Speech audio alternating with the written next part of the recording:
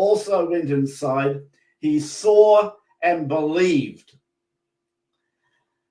At this point, it says in verse 9, they still did not understand from Scripture that Jesus had to rise from the dead.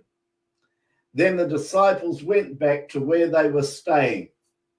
It's an amazing bit of Scripture. Jesus was crucified and had been in the tomb.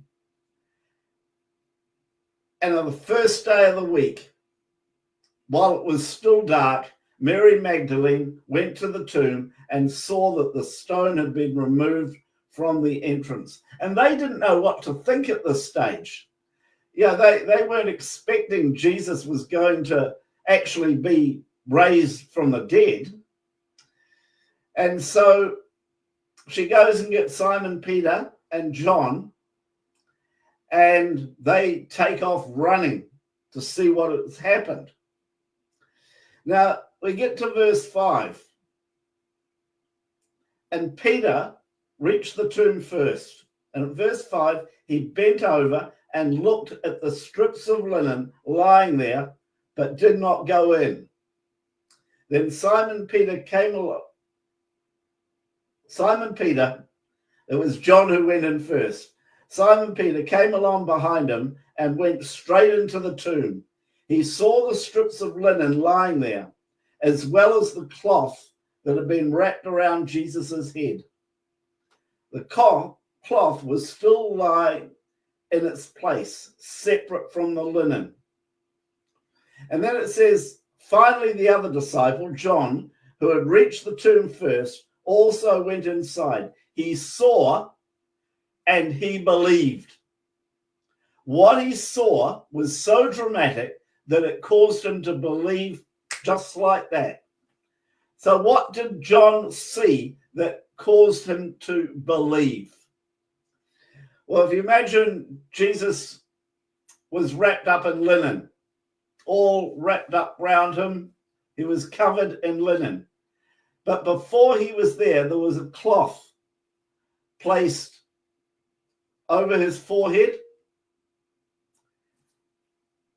and that was inside all of those wrappings. So that is how Jesus was in the tomb.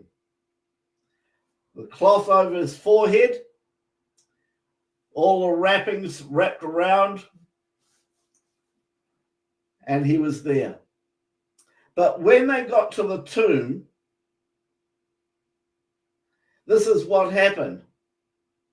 He saw the strips, Peter saw the strips of linen there, as well as the cloth that had wrapped around Jesus' head. The cloth was still lying in its place, separate from the linen. So what had happened is, if you can imagine that Jesus was all wrapped up, and if you imagine a balloon or something like that, and it had popped, and they were just lying there with nothing in them, as they would have been. They weren't unraveled. They were just lying there as though Jesus was in them, but he wasn't in them. But the cloth that was on the inside was lying outside, separate. Now, as soon as John went in, he saw that, he believed immediately. So what was the impact of this? Why did John immediately believe when he saw the cloth that was inside all the wrappings on the side, separate, folded up? Well, here's a little bit of tradition, Hebrew tradition of that day. The folded napkin had to do with the master and servant, and every Jewish boy knew this tradition. When the servant set the dinner table for the master, he made sure that it was exactly the way the master wanted it. The table was furnished perfectly, and then the servant would wait just out of sight until the master had finished eating, and the servant would not dare to touch that table. Excuse me, until the master had finished. Now, if the master was done eating, he would rise from the table, wipe his fingers, his mouth, and clean his beard,